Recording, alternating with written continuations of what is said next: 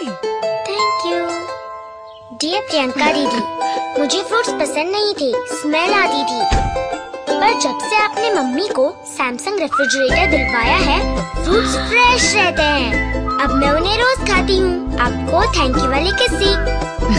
सिर्फ नए Samsung refrigerators में है डिजिटल इन्वर्टर कंप्रेसर, जो ऑर्डिनरी फ्रिज के मुकाबले खाने को रखे 7 दिन तक फ्रेश। सैमसंग रेफ्रिजरेटर्स, एक फ्रेश सोच।